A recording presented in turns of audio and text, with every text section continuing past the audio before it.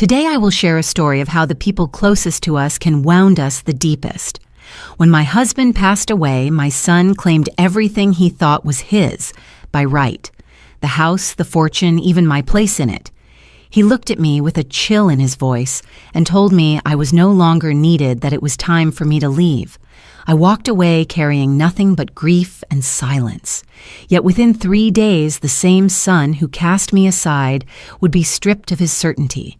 His face drained of color as the truth he tried to bury rose to the surface, and the weight of his own choices brought him to his knees.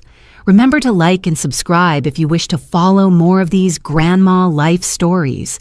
Stories about dignity, betrayal, and the strength we often find when we are forced to the edge. Leave a comment too, because every story shared reminds someone they are not alone.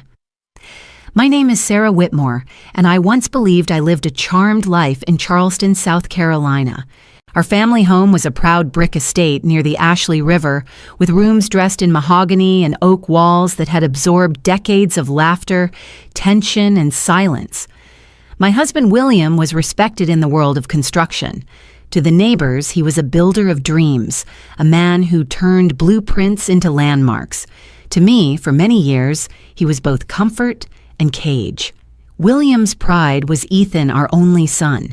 Ethan inherited not only his father's sharp jawline, but also his appetite for control. I remember standing in the doorway of William's study one evening. The room smelled of leather and old books, the light from a banker's lamp pooling on polished wood. Ethan was seated across from his father, his posture straight, his pen moving quickly across a ledger. William leaned close, speaking in low tones, guiding his son through numbers and contracts. I entered quietly with a tray of tea, thinking perhaps my presence might soften the mood. In Charleston, South Carolina, our family home stood tall and respectable, its walls dressed in polished wood and family portraits. Inside William's study, the air was heavy with the scent of leather and ambition. William leaned over a desk explaining figures and contracts to our son Ethan. The two of them spoke in low tones, the kind of talk that excluded anyone who did not belong to their circle of authority. I entered with a tray of tea, moving carefully so the cups would not rattle. Setting them down, I offered a gentle suggestion about one of the projects they were discussing, a thought that came from years of watching, listening and quietly keeping this household running. William's response was calm but dismissive. "Sarah, you don't need to worry yourself with this. These are matters for men." Ethan echoed him with a polite smile. "Mother, it's under control. Please leave this to us." Their words cut sharper than raised voices ever could. My hands tightened around the tray, but I said nothing. I had been told my place too many times before. In that moment, I felt the familiar sting of being invisible in my own home.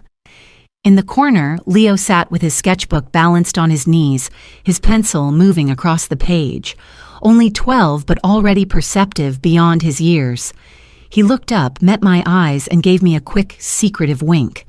That small gesture, hidden from his father and grandfather, felt like a lifeline. Someone had seen me. Someone still cared. The study glowed with the soft light of a banker's lamp, the walls heavy with books that told stories of power and deals, but none of kindness.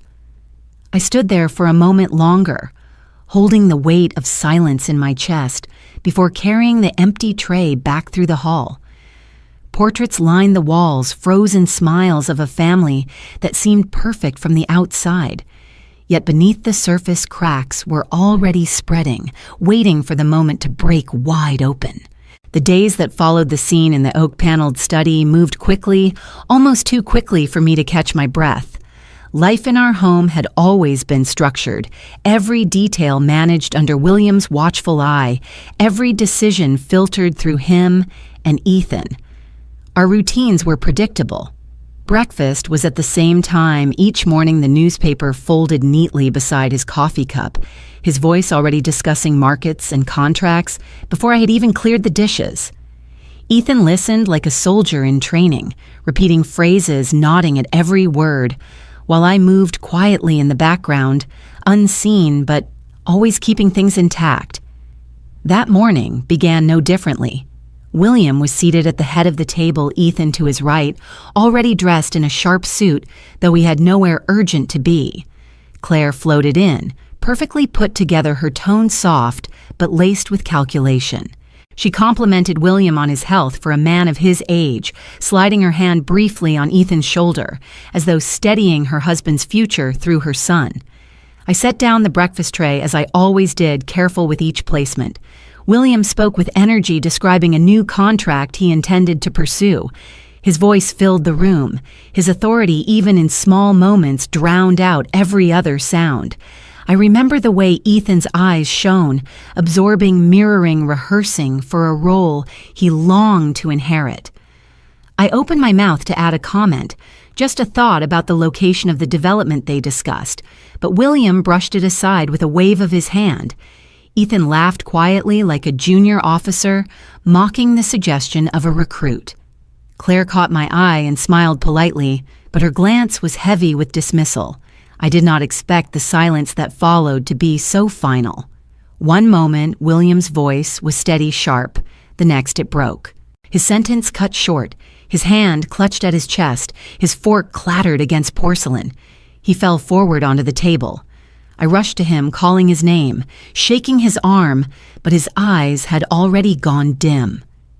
Ethan's chair scraped back violently. His phone was in his hand, calling for an ambulance, shouting commands, like he had been waiting for this moment to arrive. Claire stood frozen for a breath, then immediately wrapped her arms around Ethan, whispering, "You have to stay calm. You have to lead." The ambulance arrived, but it was too late. In the sterile brightness of the hospital hallway, a doctor confirmed what I already knew from the lifeless weight of his body. William Whitmore was gone. The words fell heavy, and I felt my knees weaken. My world, whether comforting or constraining, had collapsed in an instant. The funeral came swiftly. Charleston's oldest church, with its tall white steeple and polished pews, filled with people. Business associates, politicians, neighbors, all dressed in black. Their voices hushed their eyes, scanning each other as much as they mourned. Ethan stood at the front like he had rehearsed all his life for this moment. His hand clasped Claire's firmly. He welcomed the guests, shook hands, received condolences with a gravitas that was unsettlingly polished. He looked like the man of the house, already, like he had slid into his father's shoes without missing a step. I sat in the first pew, hands folded tightly, trying to hold myself together as grief pressed down on me. When it was time for eulogies, I thought perhaps Ethan would mention his father's devotion to family, his years of marriage, but instead he spoke of business, of strength, of legacy. His voice filled the church with the certainty that now he would carry the Whitmore name forward. "My father taught me everything about leadership and responsibility," he said firmly, "and I intend to honor him by ensuring his work continues unbroken." The congregation nodded, impressed, moved by his confidence. I stared at him from my seat, feeling invisible, even in my mourning. My husband's life had ended, and my role had shifted instantly to the background again. People patted my hand, whispered condolences, but every eye followed Ethan. They saw in him continuity, stability. In me, they saw only fragility, a widow fading into irrelevance. After the service, the reception in the church hall hummed with conversations about projects William had left behind. Men in dark suits gathered around Ethan, asking questions, offering partnerships. Claire was at his side, answering as though she already shared his authority. When I approached holding a cup of coffee that trembled in my hand, their circle opened just enough for me to stand at the edge. Ethan patted my shoulder lightly. "Don't worry, Mother. I'll take care of everything. You don't need to trouble yourself with the details. Let me handle it." His tone was not unkind, but final, leaving no room for argument. Claire leaned close, her voice soft, but her eyes sharp. "Sarah, this must be so overwhelming for you. Losing William, all these responsibilities, it's too much. You should think about a place where you can be comfortable, somewhere safe. There are wonderful communities for people your age with care, with peace. You deserve to rest." The words cut like a blade hidden in silk. She smiled warmly as she spoke, but I could hear the decision already forming. They were drawing the lines of my new life, a life away from the house I had tended, away from the family I had given everything to. I nodded faintly, too tired, too consumed with grief to fight. The murmur of conversations continued around me, deals whispered in corners, glasses clinking. My husband's body had not yet settled into the earth, and already the future was being claimed without me. I went home that evening to a house that felt emptier than it ever had before. The corridors echoed. The oak-paneled study, once filled with William's voice, was silent. Ethan's papers already spread across the desk as if he belonged there. Claire moved through the rooms as though she were inspecting them, her eyes calculating. I sat alone in the living room staring at a portrait of William, wondering if he had ever imagined this outcome, wondering if he had known how quickly the balance would shift.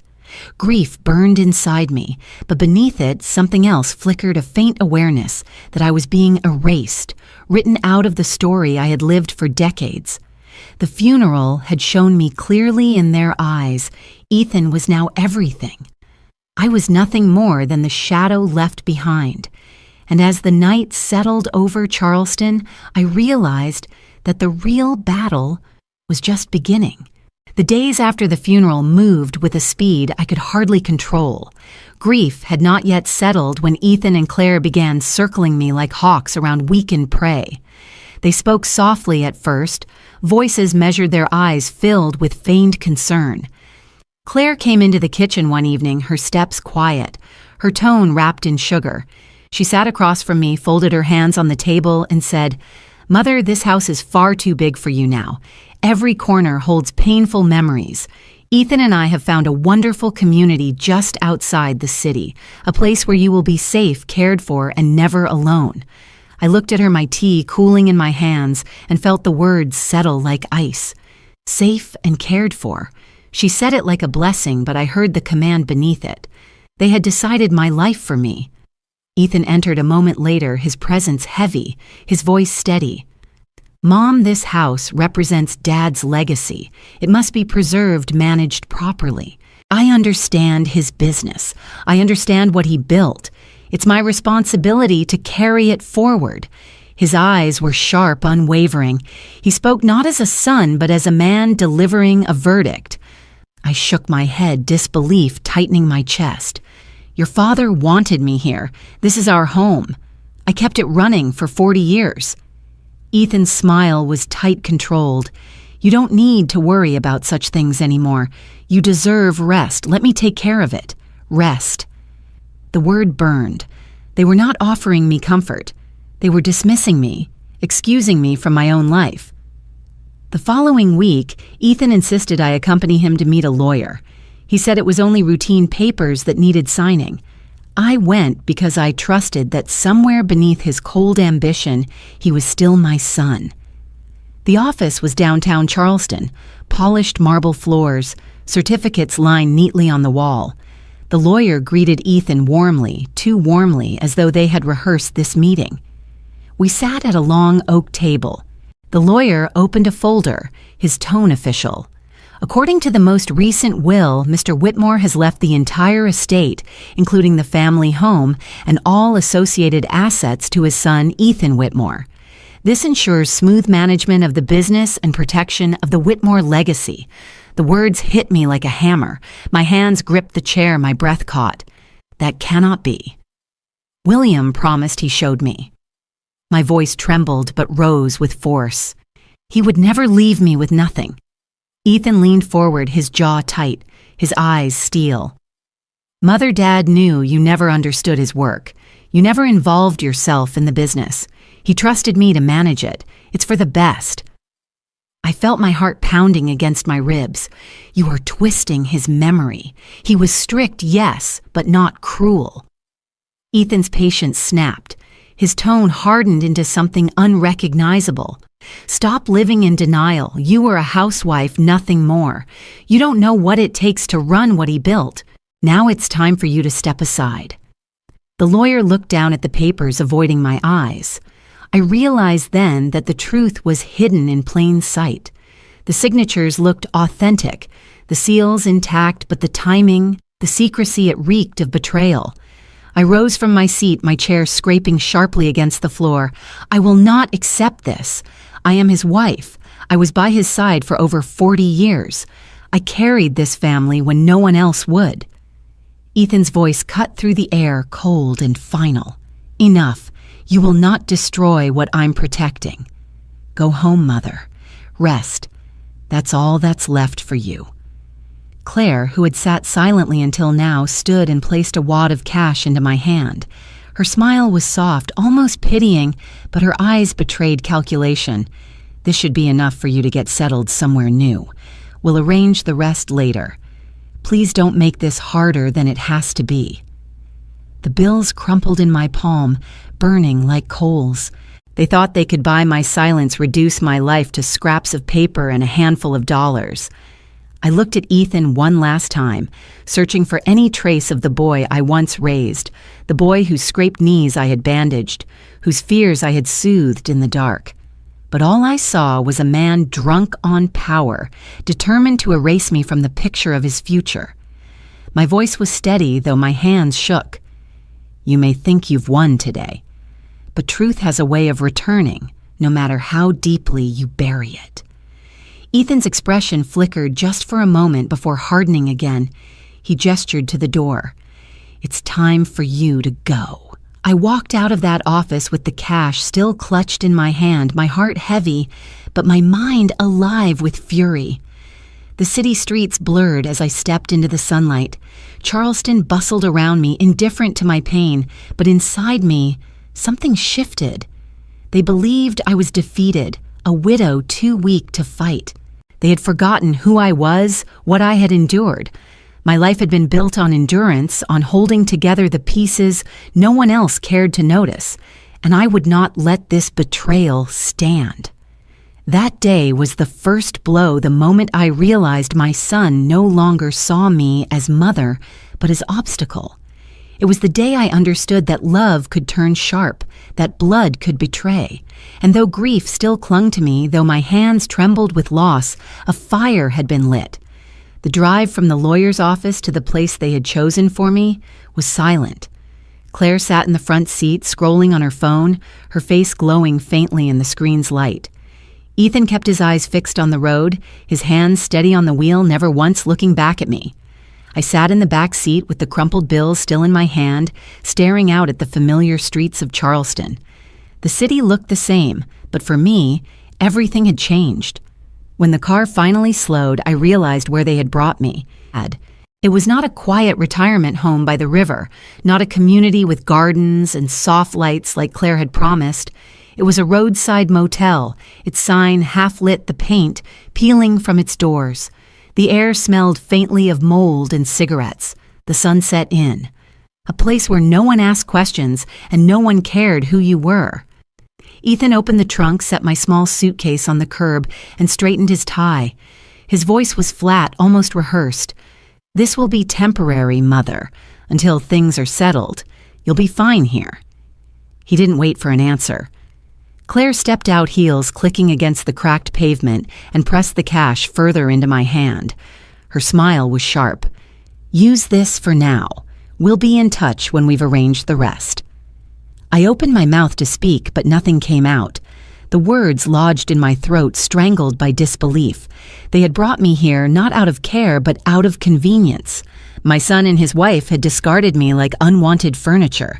The car pulled away without hesitation. I stood on the curb, my suitcase by my side, the glow of the red taillights fading into the night. The hum of passing cars on the highway filled the silence they left behind. I felt my knees weaken, but I forced myself upright. Inside the motel room was small, dim, and suffocating. The carpet was worn thin. The walls stained the curtains, yellowed from years of neglect. A single lamp flickered when I turned it on. The bed sagged under its own weight. The air conditioner rattled noisily, spitting out stale air that carried no warmth. I set my suitcase on the bed and sat beside it, the springs creaking beneath me. I reached for my phone, desperate for something familiar.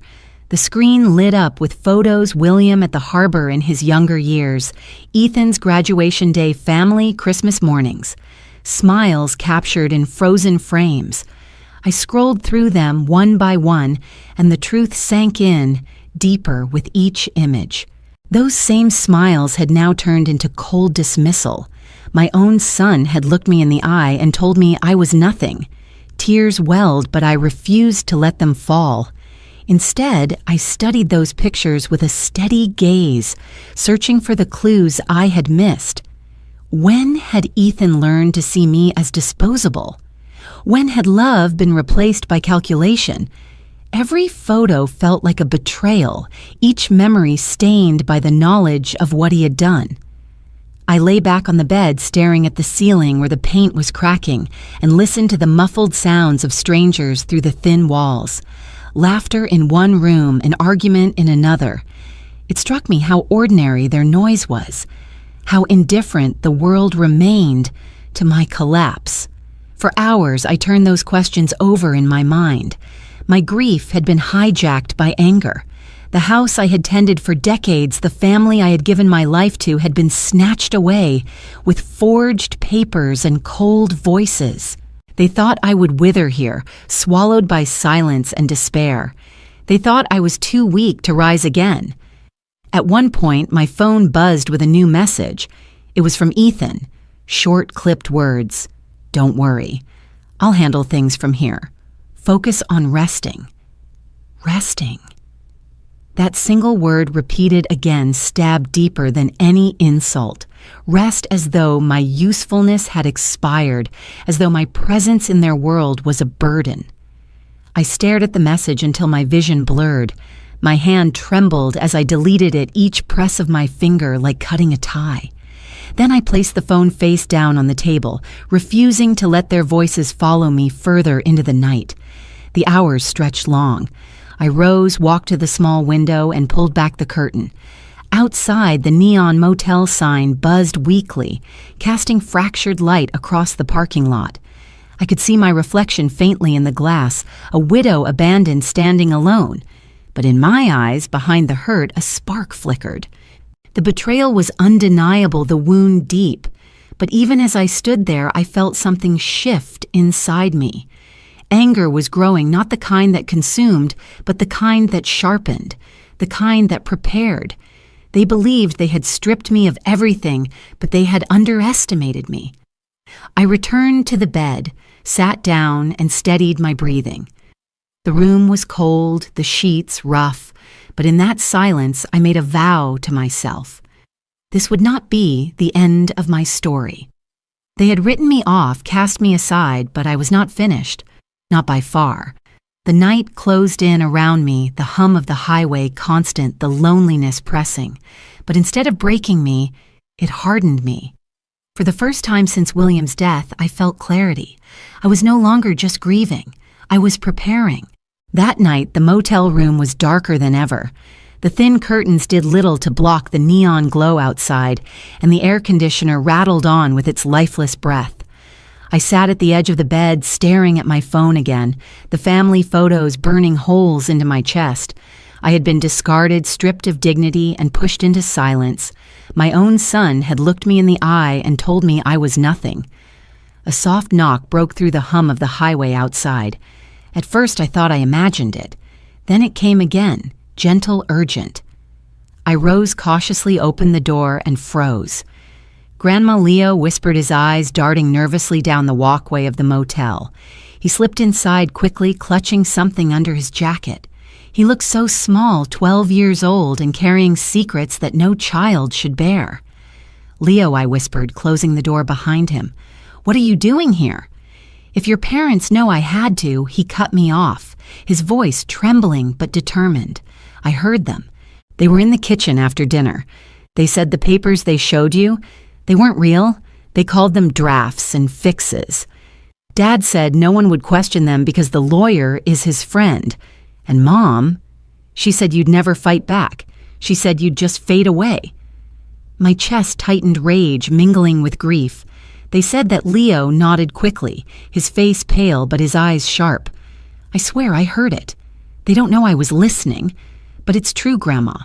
They forged it. They planned everything. I lowered myself back to the bed, pressing my hand against my temple. The betrayal was deeper than I had let myself believe. It wasn't only ambition, it was calculation, premeditation. They had stripped me of everything with careful intent. Leo pulled something out from under his jacket. It was an old leather case, worn at the edges, the kind that had been tucked away for years. He placed it gently in my lap. "What's this?" I asked, my voice cracking. "Your camera," he said simply. "The old one. I found it in the garage. Dad was going to throw it away. He said it was junk, but I thought you needed it. Because you always told me you used to love taking pictures back before everything got so heavy." His words stumbled, but his heart was steady. I ran my fingers across the cracked leather. The weight of the camera inside was familiar, almost sacred. I opened the case, and there it was, my old film camera, the one I had carried in college, the one I had used to capture the world before William's empire swallowed my days. Dust clung to its edges, but its body was intact. I lifted it, felt the cool metal in my hands, and something in me shifted. Grandma, Leo whispered again, sitting beside me. "You don't have to let them win. I know I'm just a kid, but I can see it. They think you're weak. They think they can erase you. But you're not weak. You're the strongest person I know." His words pierced through the fog of despair. I turned to look at him, his face lit by the weak lamp. He was so young, but in his eyes I saw both fear and defiance. He was already caught between the lies of his parents and the truth he could not ignore. "Leo," I said firmly, "listen to me. What you did tonight was brave but dangerous. If they find out you came here, I don't care," he interrupted. "You're my grandma. I won't let them do this to you." I placed a hand on his cheek, my heart breaking and mending all at once. "You shouldn't have to fight battles like this, but thank you. Thank you for believing in me." He looked at the camera and smiled faintly. "Maybe it can help you remember who you are. Not just Mom or Dad's problem, not just Grandpa's wife. You, the person who sees the world better than anyone else." The room fell silent except for the hum of the air conditioner. I stared at the camera, the memories rushing back streets I once photographed, faces I captured the way light fell on a subject and told a story no words could. For years, I had buried that part of me under the weight of duty, of silence, of being dismissed. But Leo's gift tore off the cover. I gripped the camera tighter. The same hands that once trembled with fear now steadied with resolve. My voice, quiet but unbreakable, filled the room. "They think they ended me. They don't know they just woke me up." Leo's eyes widened a grin, tugging at his lips. "That's the grandma I know." I stood, walked to the cracked mirror on the wall, and lifted the camera to my face. The lens pointed back at me, and for the first time in years, I saw not just a grieving widow, not just a discarded mother. I saw someone still alive, still capable of fighting. Behind me, Leo whispered, "What are you going to do?" I lowered the camera, the weight solid in my hands. "I'm going to show them the truth, and I'm going to make them regret underestimating me." The room no longer felt as suffocating. The flickering lamp, the rattling air conditioner, even the cracked mirror, it all seemed different now. Less like a prison, more like a beginning. Leo had brought me more than a camera. He had brought me back to myself. That night, as he slipped back out into the shadows, I watched from the window until he disappeared down the street. My heart ached with fear for him, but it burned brighter with something else resolve. They had cast me aside, but they had forgotten one thing. I had survived loss before. I had endured silence, invisibility, dismissal. And now, with Leo by my side, I would endure no more. The first spark had been lit, and once a spark exists, it will always search for fire. The following morning, I woke with the old camera on the nightstand beside me. Its weight was more than metal and glass. It was a reminder that I still had a choice. I refused to disappear quietly. If Ethan and Claire thought they could erase me with forged papers, they had underestimated who I was and what I was capable of. I dressed, simply tied my hair back, and walked into downtown Charleston with determination in every step. My destination was clear. There was only one man I trusted to help me see through the fog of lies: Richard Hale, a retired judge, a man who had once been both William's friend and my quiet ally. His office sat above an old bookshop tucked away from the bustle of King Street. The brass plaque on the door read, "Richard A. Hale-esque, retired." I pushed the door open, the faint smell of leather and paper washing over me. Inside, Richard sat at a desk crowded with files and worn law books. His hair was grayer than I remembered, his glasses low on his nose. When he looked up and saw me, his expression shifted from surprise to concern. "Sarah," he said, standing quickly. "I've been wondering when you'd come. Sit down, please. Tell me what brings you here." I took the seat across from him, the old leather creaking beneath me. My hands trembled slightly as I began. "Richard, did you attend the reading of William's will?" His brows furrowed. "Of course. Ethan was there. He told me you were too distraught to attend. He said you had given him full authority to handle the matter on your behalf." My stomach dropped. My voice hardened. "That's a lie. I was never told about a reading. I never signed anything granting him that authority." Richard leaned back, his eyes narrowing with realization. "Then something is very wrong. Ethan presented it as fact. He said you couldn't bear to hear the details and that you trusted him to manage it. I found it odd at the time, but—" His voice trailed off, regret heavy in it. He showed me papers. I said, my jaw tight. Documents claiming the entire estate house assets, everything belonged to him. He said William left me nothing, and the lawyer he brought me to went along with it. Richard shook his head slowly, disbelief and anger mixing in his expression. "Sarah, I know William. He may have been stern, even traditional, but he was not cruel. He would never have left you with nothing. I remember the will he drafted years ago. At the very least, the house was yours. Then why am I sitting in a motel room while my son moves into my home?" I snapped, my voice shaking with both rage and sorrow. Richard pressed his fingertips together, his tone now sharp and deliberate. "Because Ethan forged something, or he manipulated drafts that were never meant to be final. Either way, this is fraud. And if the lawyer went along with it knowingly, it borders on conspiracy." For the first time since William's death, I felt a glimmer of hope. "Can you prove it?" He gave a single nod. "I still have access to records. The original will should be filed and sealed. If there's a discrepancy, I'll find it." "But Sarah," his eyes fixed on mine, "you need to be prepared. If Ethan went this far, he won't stop easily. He will fight to hold on to control." I leaned forward, my voice steady. "Then let him fight. I've been silent my whole life in that house. No more." Richard studied me for a long moment, then allowed the faintest smile. "Good. That's the Sarah I remember." The conversation turned to strategy. He explained how wills were filed, how copies were preserved, how signatures could be authenticated. Every detail was like a weapon handed to me. My mind sharpened with each word, no longer dulled by grief. At one point I asked quietly, "Richard, tell me honestly, did William ever speak of doubts about Ethan?" Richard hesitated. Then he sighed. "Yes, once years ago, over drinks. He said Ethan had ambition, but not discipline, that he wanted the rewards of power without the responsibility. William worried Ethan might put wealth above family. I never thought those words would echo this loudly. I sat in silence, letting those words settle. So William had seen it too, and yet he had done nothing to stop it. Perhaps he thought time would correct Ethan. Instead, time had sharpened him into something colder. Finally, Richard rose and walked to a filing cabinet. He pulled a folder, flipping through papers with precision.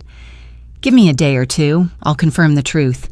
If Ethan forged anything, we'll uncover it." I stood gripping the old camera slung across my shoulder. My voice was low but firm. "Thank you, Richard. I'm done being pushed aside. If my son wants to erase me, he's about to learn I'm not so easily erased." As I walked back into the Charleston streets, I felt the weight of the fight ahead. The sun was hot on the cobblestones, the air thick with salt from the harbor. People bustled around me, oblivious to the war I was preparing to wage. But I was no longer the grieving widow banished to a motel room. With Richard's knowledge, with Leo's faith, and with the camera reminding me of who I once was, I was gathering my strength. This was no longer about inheritance. It was about dignity, about truth, about a mother who refused to bow to the lies of her own blood. And for the first time, I welcomed the battle that was coming. Richard called me 2 days later, his voice clipped and urgent. "Sarah, you need to come to my office. Now." I knew from the gravity in his tone that the storm had broken. I arrived quickly, my old camera hanging on my shoulder like armor. Richard stood behind his desk with a thick file spread open, papers marked with red tabs. His eyes carried both satisfaction and fury. He gestured for me to sit. "I've reviewed the records, Sarah. I found the original will filed, signed, sealed, notarized. There's no doubt. What Ethan showed you was a forgery." My heart pounded, but I held his gaze. "Tell me everything." Richard adjusted his glasses and read directly from the document. "William left you the house and 70% of all financial assets totaling approximately $10.5 million. The remaining 30%, about $4.5 million, was placed in a trust for Ethan. But it came with a condition: he must care for you for no less than 12 months after William's death.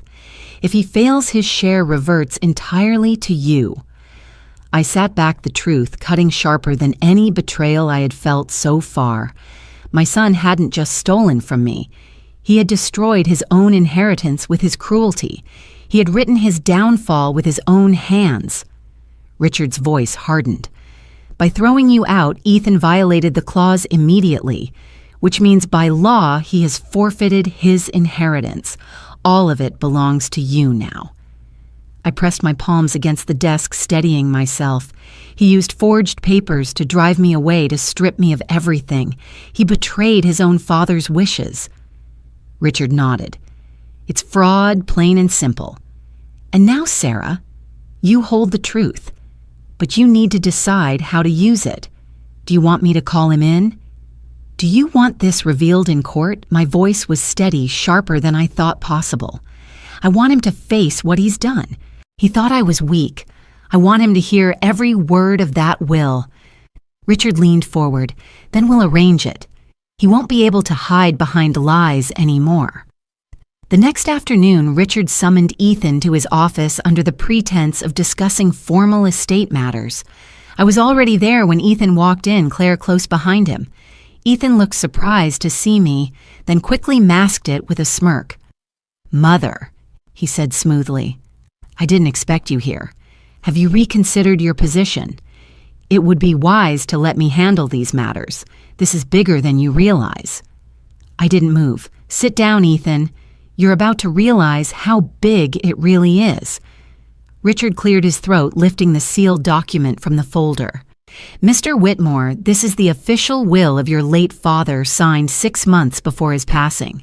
Sarah was never absent from its reading as you claimed. You deliberately misled me and attempted to substitute falsified papers. That's a felony." Claire shifted in her chair, her eyes narrowing, but Ethan leaned back, forcing a laugh. "Surely there's been some mistake. Father left everything to me. Everyone knows I was his chosen heir." Richard's voice sliced through the room. "There is no mistake. The will is explicit." He began reading aloud, each word deliberate. "To my beloved wife, Sarah Whitmore, I leave our primary residence and 70% of all assets. To my son, Ethan Whitmore, I leave 30% in trust, provided he fulfills the obligation of caring for his mother for a period of no less than 12 months. The room fell silent. Ethan's smirk vanished, replaced by a flicker of panic. His jaw clenched, his voice rising. This is ridiculous. He never would have tied money to such a condition. Mother is lying. She manipulated you into this. I leaned forward, my voice calm but edged with steel. You threw me out, Ethan. In doing so, you destroyed your own share. The inheritance you were so desperate to steal is now gone. Not because of me, but because of your choices. Ethan slammed his fist against the armrest, his composure unraveling. No, that money is mine. I was the one who understood his vision. I was the one he trusted. Claire reached for his arm, whispering, "Ethan, stop." But he shook her off, his face flushed with rage. Richard remained unmoved. If you continue this denial, I will have no choice but to take this directly to the court. Fraudulent presentation of legal documents, obstruction, elder abuse. It will destroy you, Ethan. He stood abruptly, pointing at me with a trembling finger. You don't deserve any of it. You never understood his work. You never built anything. You just existed. His words spit with venom, but they revealed his weakness more than his strength. I rose slowly, meeting his eyes with unwavering resolve. I existed, yes. I existed to hold this family together while you took everything for granted. Your father saw you for what you are: selfish, reckless, incapable of respect. He gave you a chance and you burned it. Now you will face the consequences. For the first time, Ethan faltered. His hands curled into fists, his voice cracked. You can't do this to me. I held his stare. No, Ethan, you did this to yourself. The silence that followed was heavy, broken only by Claire's sharp intake of breath.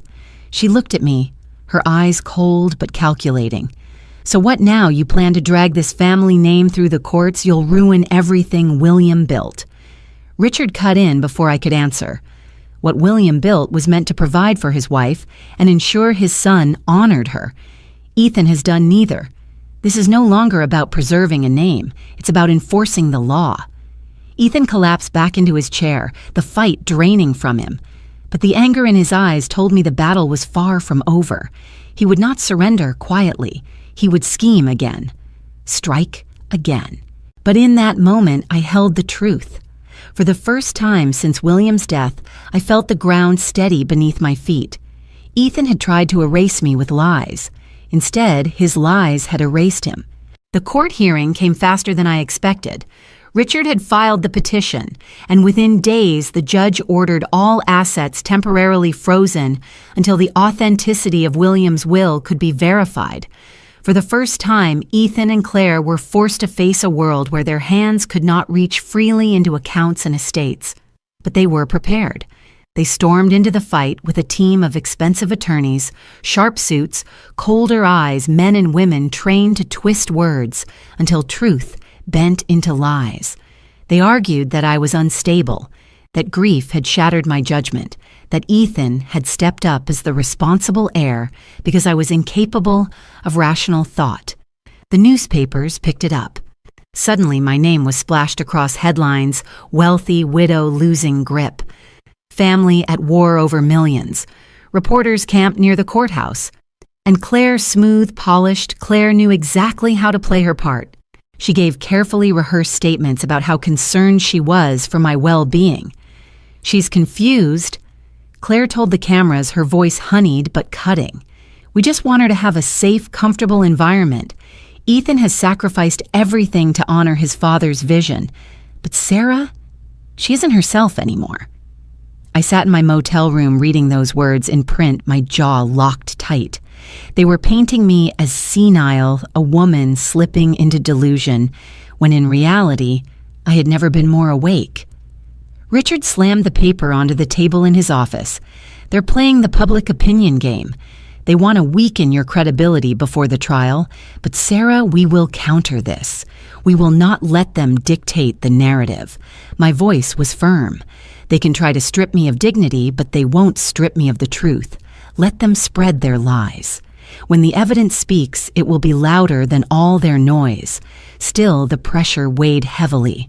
With accounts frozen, I lived sparingly, rationing meals, stretching the few dollars I had left. Nights at the motel felt endless, the walls closing in with the sound of traffic and muffled arguments from neighboring rooms. One evening, there was a quiet knock at my door. It was Leo again.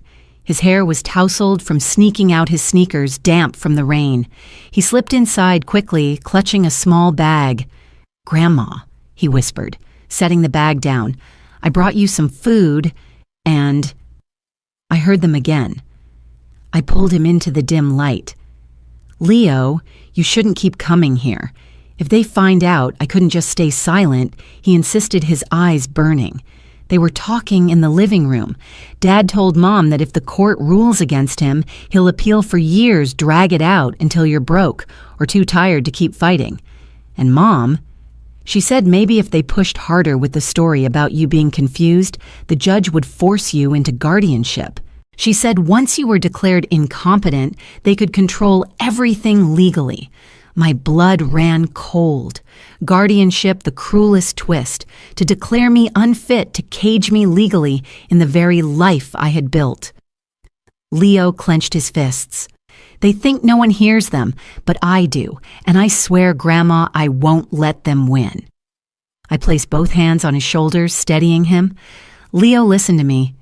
You've already given me more strength than you know, but you are still a child. You can't carry this war on your back. That's my fight." Tears welled in his eyes, but he nodded.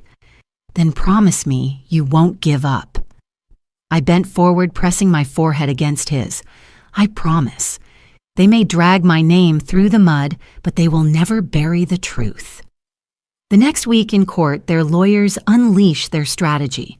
They questioned my memory, my ability to recall dates, even the smallest details of William's illness. One leaned forward, smirking. "Mrs. Whitmore, do you remember what you had for breakfast the day your husband passed?" I stared at him, steady and sharp. "Yes, eggs and toast. I made it for him while he was still alive. And I remember holding his hand when he collapsed. That detail you cannot twist." The courtroom fell silent at my answer, and even the smirk on his face faltered. Outside the courthouse, reporters swarmed. One shoved a microphone toward me. "Mrs. Whitmore, do you deny that you're struggling with your mental health? Your daughter-in-law says you've been showing signs of confusion." I looked straight into the camera. "The only confusion here is believing forged documents could rewrite the truth. I am not the one grasping at lies." Claire's mask cracked when she saw that clip replayed on the evening news. For once, the polished lines in her face tightened, the calm veneer slipping. Ethan, however, doubled down. During the next hearing, he erupted, his voice echoing across the courtroom. "She's delusional. She doesn't deserve the house, the money, anything. It's mine by right, and I'll fight until she's in a home where she belongs." His words, raw and venomous, betrayed the very image of the dutiful son he tried to project. The judge's gavel slammed down, restoring order, but I saw it, the shift in the room. His rage had stripped away his mask, and for the first time, people saw him clearly. Still, the war dragged on. Motions, delays, endless paperwork. Each night I returned to that motel exhausted but unbroken, and each time Leo managed to slip in, his words reminded me why I endured. "They don't know I hear them," he said one night, curling on the chair across from me. "They don't know their own son listens. But I'll remember everything, Grandma. If you need me, I'll tell the truth." I reached for my camera, holding it up between us.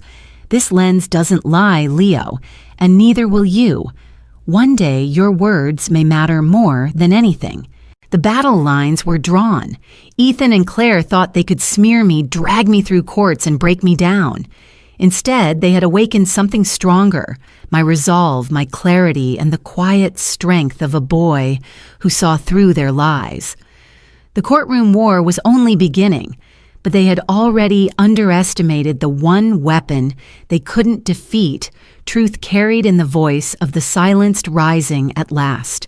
Richard and I sat in his office late one evening, the smell of old leather and stale coffee hanging in the air.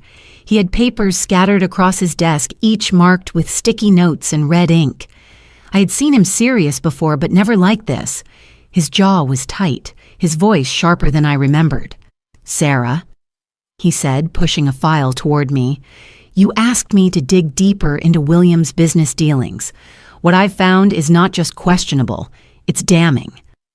My heart thudded, though I kept my face steady. "Show me." He spread out the documents. They weren't simple contracts. They were payment schedules, consulting agreements with companies I had never heard of. Shell companies. Richard explained, created for one purpose: to launder money. William's construction empire, built on contracts with the city, had not been as clean as it appeared. "These aren't clerical errors," Richard said firmly. "These are structured kickbacks. Look here." He pointed to a column of figures. Payments to officials listed as consulting fees. And these companies, half of them, don't exist beyond a P.O. box. I stared at the papers, the words blurring. For 43 years, I believe my husband's legacy was built on hard work and reputation. Now I was staring at evidence that it had been built on bribes and shadows. I whispered almost to myself, so every dinner party, every charity gala, every smile at city officials, it was all part of the act. Richard didn't soften his words. "I'm afraid so. And Sarah, this is exactly the leverage Ethan has. He knows about it. That's why he's fighting this hard.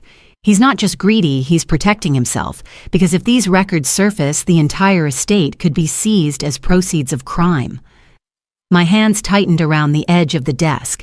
How could Ethan possibly know this? Richard's expression grew grim. Through a man named Robert Keene. He was William's accountant years ago, fired quietly, but not before he pocketed copies of files. Ethan must have tracked him down. If Keene gave Ethan information that explains why your son had the confidence to forge documents in the first place. The realization cut deep. Ethan wasn't just stealing from me out of arrogance. He was weaponizing his father's sins to justify it. I closed my eyes for a moment, the betrayal pressing heavy in my chest. Then I opened them, my voice low but unshaken. "So that's it. My husband stained his own empire, and my son thinks that stain gives him the right to claim it all." Richard nodded. "It makes Ethan reckless. He assumes no one would dare drag this out because exposing William would tarnish you as well. He believes you'll fold to protect the family's reputation." I leaned forward, steel in my voice. "Then he doesn't know me anymore. I've lived in William's shadow my whole life, Richard. If the truth burns down that shadow, so be it. But I won't let Ethan think corruption is his inheritance." Richard studied me for a long moment, then said quietly, "That resolve, that's what will win this. But we need strategy. If Keene is truly behind Ethan's knowledge, we need to confront him. His testimony could confirm Ethan acted with intent. The name sat heavy between us, Robert Keene. A man who once balanced the books of my life, now turning them into weapons for my son. The next day, Richard arranged a meeting. We found Keene in a dim bar on the outskirts of Charleston. His face lined his suit, worn, his eyes carrying the weight of too many secrets. He recognized me immediately, offering a dry smile. "Mrs. Whitmore. I wondered when you'd show up." I didn't waste time. "You've been talking to my son." He raised his glass. Talking, sharing.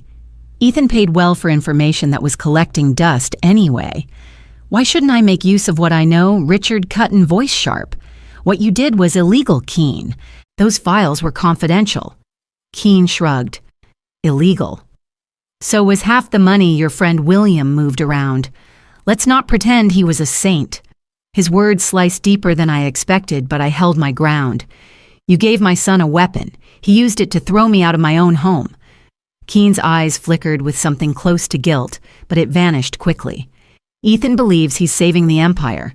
He says you're too naive to protect it, that you'd let it collapse under scrutiny." I leaned closer, my voice cold. "No, Ethan isn't saving anything. He's feeding the same greed that poisoned his father's business. But tell me, Mr. Keene, did he also pay you to forge the will? Keene hesitated, and that hesitation was answer enough. His silence screamed louder than any confession. Richard pressed forward. That's perjury and fraud. If this goes to court, you'll face charges too. Think carefully about where you stand, Keene. The accountant's hands trembled slightly as he lifted his glass again. Ethan promised he'd protect me, that with his inheritance, he could keep me safe. Maybe I bet on the wrong Whitmore. I straightened my voice steady. Not maybe. You did. We left him there drowning in cheap whiskey and the weight of his own cowardice. On the ride back, Richard turned to me. Sarah, you understand the stakes. If this comes out, William's name will be dragged through the mud. The empire will crumble. Are you prepared for that? I stared out the window, the Charleston streets rolling past. For decades, I was told my place was in silence, to keep the facade intact, to smile and host while deals were made in shadows. That silence gave Ethan permission to think lies were acceptable. I won't stay silent anymore. If the truth ruins everything, let it. At least it will free me and Leo from the poison we've inherited. The night was heavy when I returned to the motel. I sat with my old camera in my lap, tracing the worn metal. The lens reflected back a tired woman, but also a determined one. I whispered to myself, if the light is harsh, let it be harsh. Better to live in the truth than drown in shadows. And in that moment, I knew Ethan thought he was holding the darkest secret as his shield, but he hadn't considered what happens when the truth is wielded as a weapon instead. They summoned me to the old Whitmore dining room, the place where we had once hosted family dinners, now turned into an arena. The chandelier above cast a cold light on the polished mahogany table. Ethan sat at one end, Claire at his side, their posture deliberate, like generals preparing for war. I took the opposite chair, steady but wary. Ethan wasted no time. His voice was clipped sharp, as though every word was meant to cut. Mother, this fight ends tonight. You've embarrassed us enough. If you keep pressing this lawsuit, if you force us into another round in court, you will regret it. Claire leaned forward, her tone sugar-coated, but every syllable venomous. You think you're protecting something noble, Sarah, but what you're really doing is dragging William's name through the mud.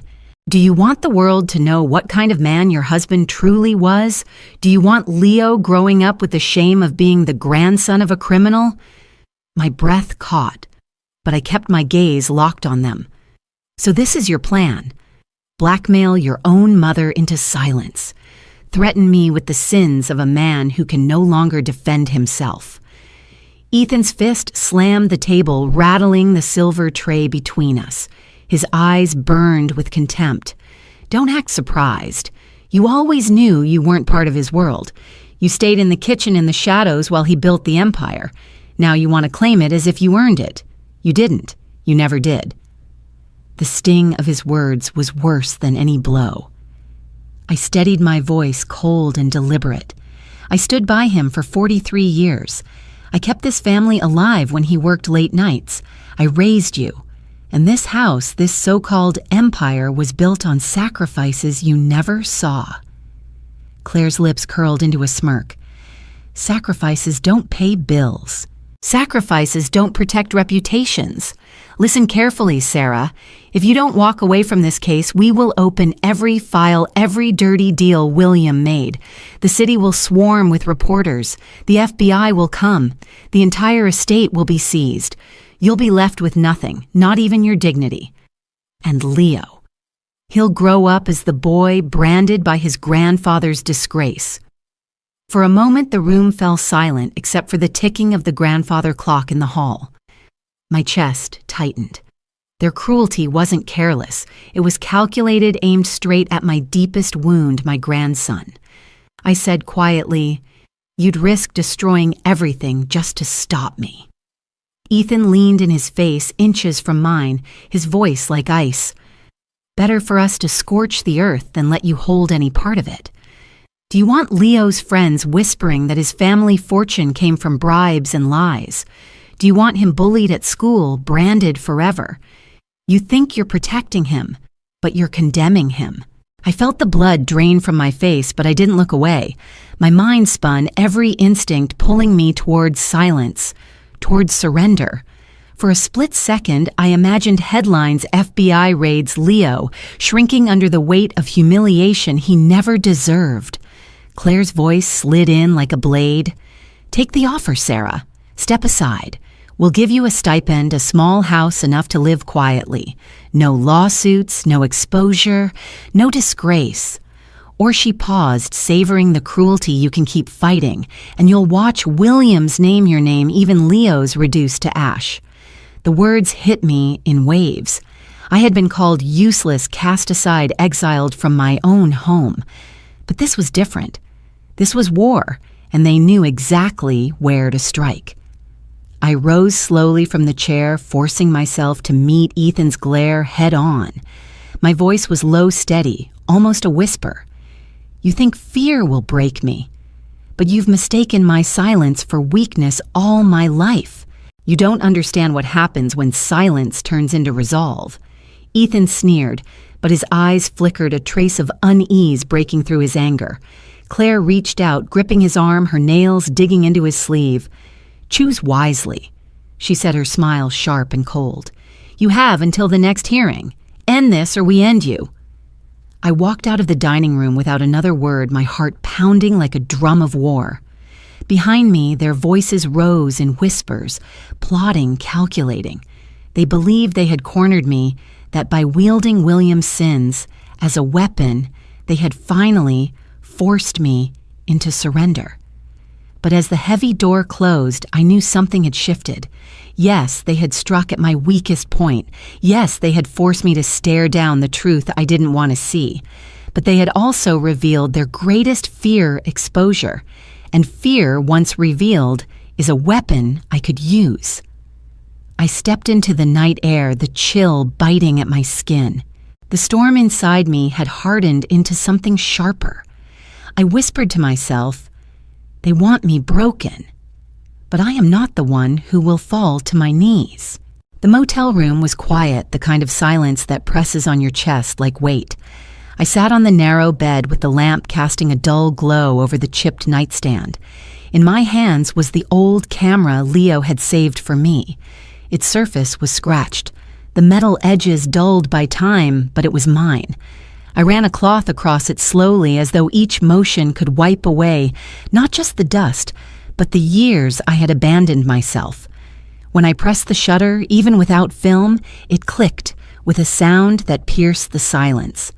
That sound carried me back to a time when I was Sarah, a young woman who chased light, who captured fleeting expressions, who dreamed of galleries instead of kitchens.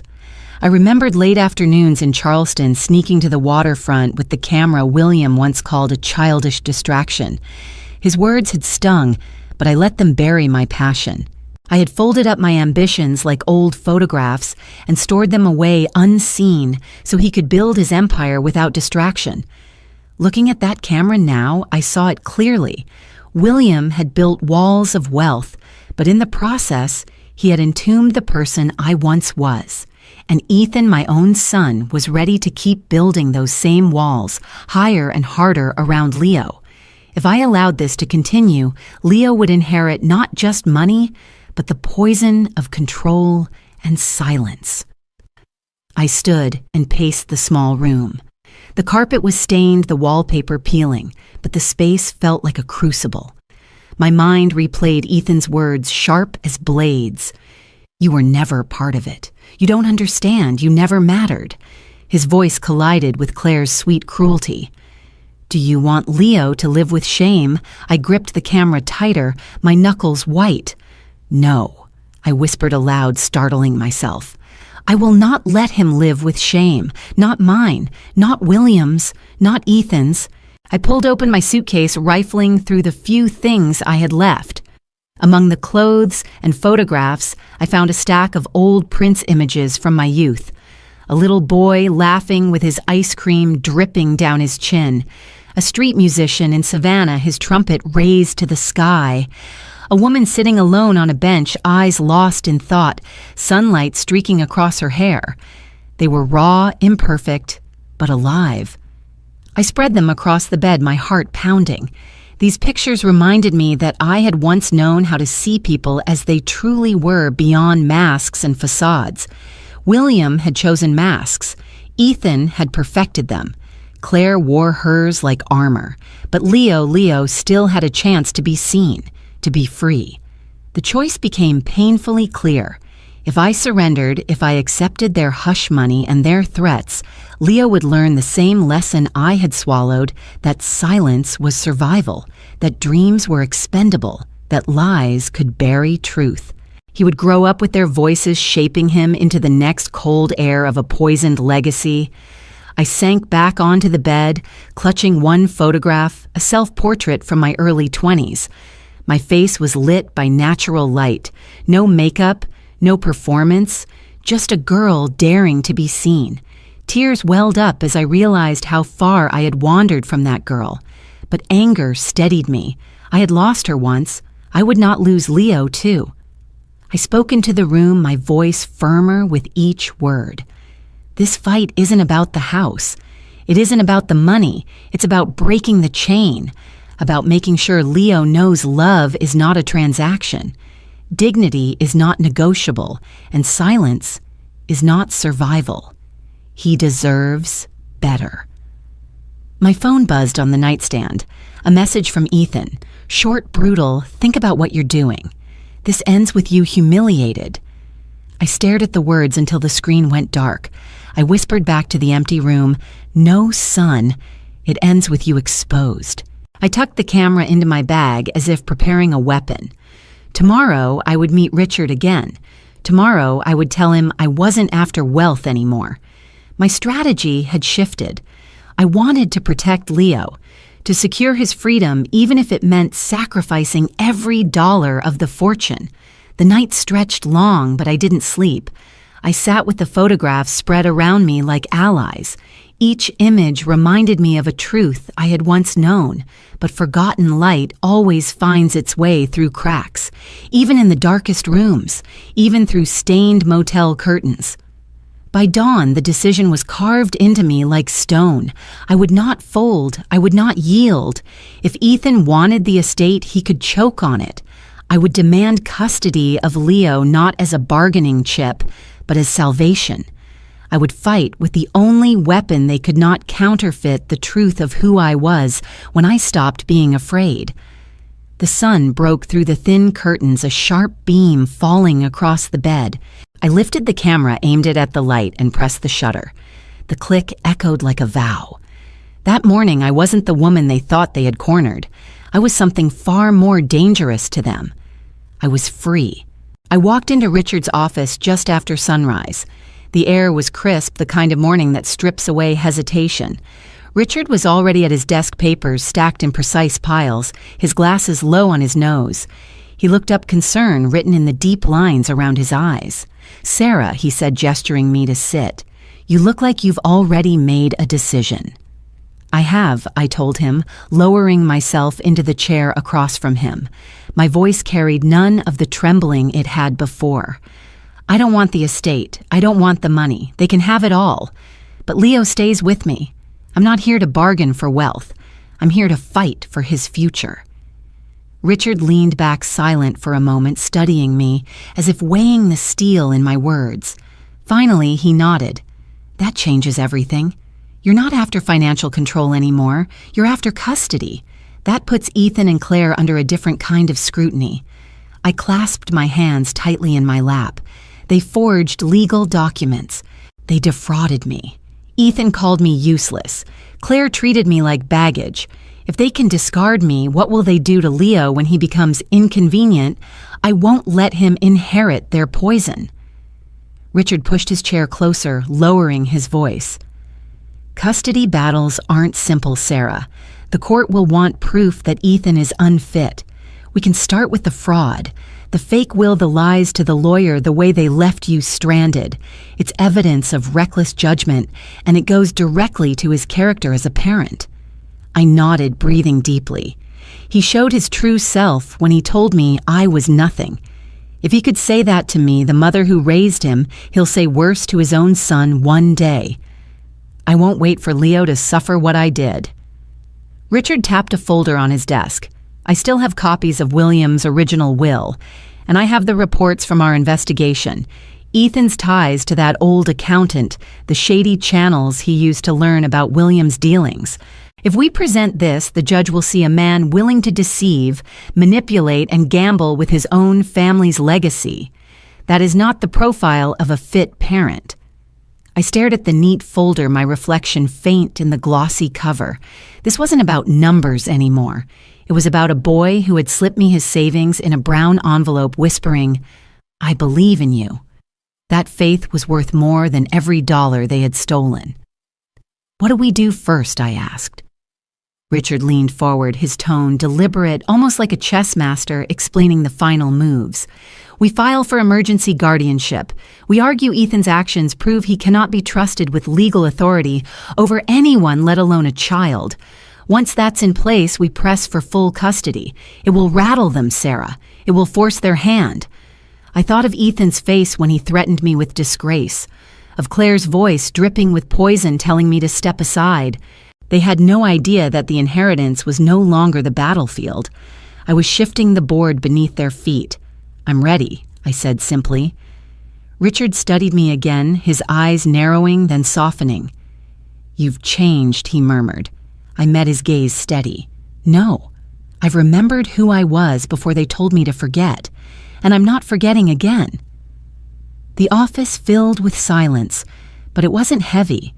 It was sharp, alive, as if the walls themselves understood that something decisive had been set in motion. Richard began pulling papers, marking dates, circling statutes.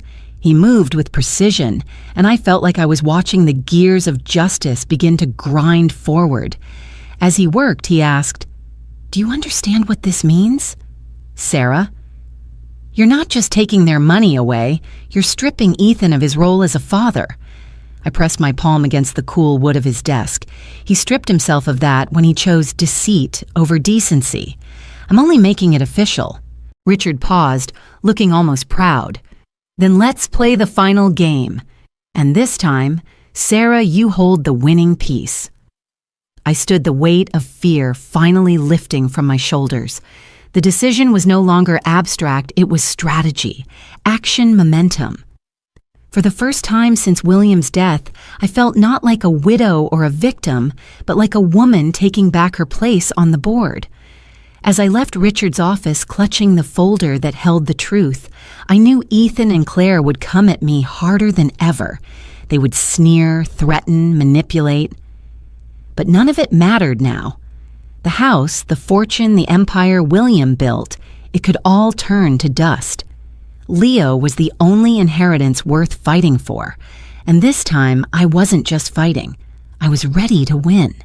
Richard's office smelled faintly of old leather and cedar, the kind of air that carried weight.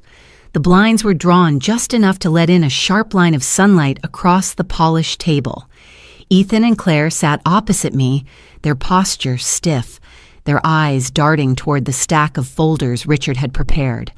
I placed my own folder on the table, sliding it forward until it rested between us. My hand lingered on the cover, steady and deliberate. "This," I said, "is the original will. And this," I placed a second folder on top, "is evidence of your father's dealings and your forged papers. You know what that means, Ethan?" He smirked, leaning back in his chair.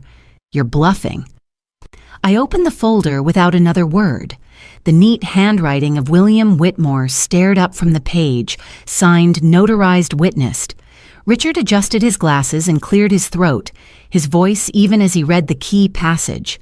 "To my beloved wife, Sarah Whitmore, I leave our home at 14 Colonial Street and 70% of my financial assets amounting to approximately $10.5 million. To my son, Ethan Whitmore, I leave 30% contingent upon his respectful care of his mother for at least 12 months following my death."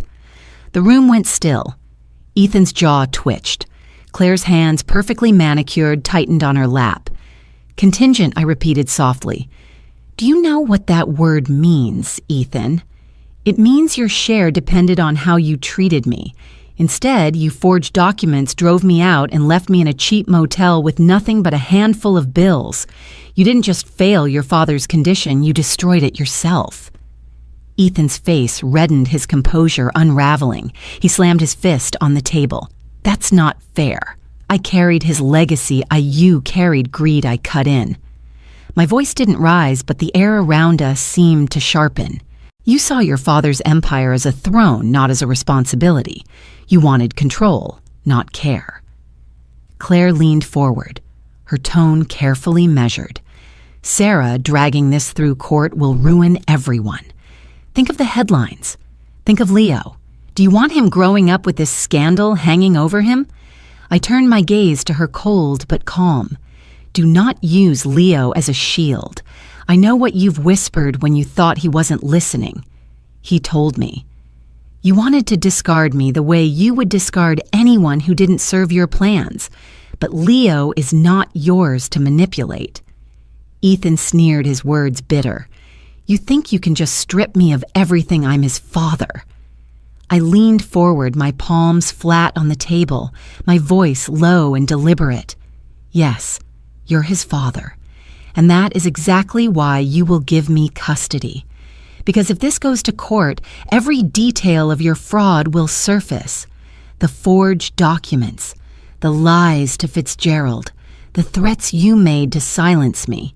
You won't just lose the money, you'll lose your reputation, your freedom, and yes, your son. Unless you kneel here today and accept my condition. The word kneel seemed to detonate in the room. Ethan's eyes widened, then narrowed into fury. Never. But Richard spoke then, his tone heavy with authority. Ethan, if this case reaches trial, I can assure you, based on the documents here, not only will you lose, but you'll face criminal charges. The only path that leaves you with anything is the agreement your mother has laid before you. Ethan's breath came fast, his shoulders rising and falling. He looked at Claire, desperate for rescue, but she had already done the math in her head. She placed her hand lightly on his arm, her voice silky but with steel underneath. Ethan, take the deal. If you fight this, we walk away with nothing. If you agree, you keep the empire. Think about what matters more. His face twisted, the pride of a man who had always believed he was untouchable, collapsing under the weight of reality. He slammed back his chair, pacing the length of the office. Finally, he stopped, his eyes darting between the documents and my steady gaze. His fists clenched, and then slowly, painfully, he lowered himself to his knees. The silence was absolute. The only sound was the rustle of his suit as he knelt before me, his head bowed. You win. He spat the words like venom. No, I said quietly. Leo wins. Richard drew up the agreement swiftly, his pen scratching across the paper. The clause was clear, full legal guardianship of Leo transferred to me with Ethan's visitation rights, strictly limited and subject to court approval. Claire read it twice, her lips tightening, but she signed. She had chosen wealth over family, and Ethan, broken and cornered, followed her hand. When the ink dried, Richard leaned back, his eyes flicking to me with something almost like reverence. It's done. I gathered the papers, slowly sliding them into my folder. Ethan rose unsteadily to his feet, his pride in tatters, his future redefined. He wouldn't meet my eyes. You'll regret this, he muttered. I already regret giving you the chance to hurt me once I replied, my tone steady, final. But I won't regret protecting Leo. Richard sealed the documents, and the weight of their signatures settled into the room like a verdict. Ethan had his millions, his hollow crown. But I had something richer, something untouchable. I had my grandson. The agreement was signed with Richard's steady hand as witness. The pen strokes cut deeper than any blade. Ethan had his millions, the estate, the hollow shell of what he thought was victory. But in that moment, his signature surrendered something he could never buy back: Leo. He tried to keep his face defiant, but the tremor in his hand gave him away. Claire's smile was thin, forced the kind of smile that cracks the second no one is watching. I gathered the papers into my folder. I had not won money, nor houses, nor titles. But I had secured something far greater. My grandson was mine to protect, to guide to love, without fear of being discarded. When I left Richard's office that day, I did not walk out as a victim. I walked out as a woman who had reclaimed her own voice. 1 year later, life looked nothing like the gilded halls of Charleston. I now lived in a modest apartment in Asheville, North Carolina. The walls were painted a soft cream, and every inch of them carried photographs, my photographs. Black and white portraits of strangers in markets, sunlit landscapes of the Blue Ridge Mountains, candid shots of Leo, sketching at the kitchen table. What had once been a stifled hobby had become a vocation. I opened a small gallery downtown, nothing extravagant, but warm and alive. People came admired and bought prints. I earned not wealth, but dignity. Leo had grown taller, his shoulders broadening, his face sharp with the beginnings of manhood. At 16, he had his father's jawline, but none of his coldness. His eyes, bright and eager, mirrored the sketches he filled his portfolio with. That morning, he laid his drawings across the table, organizing them carefully for the application to art school. "Do you think I have a chance, Grandma?" He asked, his voice caught between boyhood and confidence. I smiled, lifting my old camera. "You don't just have a chance. You have a destiny." I raised the viewfinder, catching him in the moment, his hair falling over his brow, his lips curled into an unguarded smile. I pressed the shutter, capturing a frame of pure freedom. The click echoed through the room, not as a reminder of loss, but as proof of life regained. The photograph developed later that day, and I pinned it on the wall beside the others. Leo's grin shone back at me brighter than any inheritance could buy. In that instant, I knew the true legacy was not land, nor money, nor empire. It was this laughter, without fear dreams, without chains, a boy who would grow into a man free from the corruption of those before him. But the world had not forgotten Ethan. Word spread of his dealings. Investigators dug into his partnerships, the forged documents, the shadow accounts William had once hidden. With William gone, Ethan had become the face of the empire, and when the skeletons spilled out, they landed at his feet. Charges of fraud and tax evasion loomed, whispers of bribery circled. His fortune kept him afloat for a time, but it could not shield him from the law forever. I read about it one morning in the paper, sipping my coffee in the little kitchen of my apartment. "Whitmore heir under federal scrutiny," the headline said. I traced the letters with my finger, not with triumph, but with a solemn clarity. He had chosen his path. He had traded his soul for dollars, his family for pride. Now the weight of those choices was his alone to bear. I folded the paper and set it aside. My life no longer revolved around his downfall. I had already won, not in court filings or bank statements, but in the quiet joy of mornings like this. The victory was in Leo's laughter in the walls covered with art in the gallery, where strangers saw my vision and called it beautiful. That evening, as the light faded across the mountains, Leo came to me with his sketchbook. "Grandma," he said softly, "thank you for fighting for me." I closed the camera case and looked at him, my chest swelling with both pride and ache. "One day, Leo, you'll understand that love is not measured in what we give up, but in what we refuse to let be taken away." He nodded, and for a moment the silence between us was perfect. I lifted the camera one last time, capturing him against the window, the sky behind him painted in orange and gold. The shutter closed with a finality that felt like peace. My son had knelt once, humiliated by his own greed. I had walked away with nothing the world considered valuable, yet I stood taller than ever. The empire William built had crumbled into ashes of scandal, but in that ash I had planted something pure, truth, love, freedom. And as I looked at Leo's radiant smile through the lens, I knew with certainty that was the only inheritance worth passing on.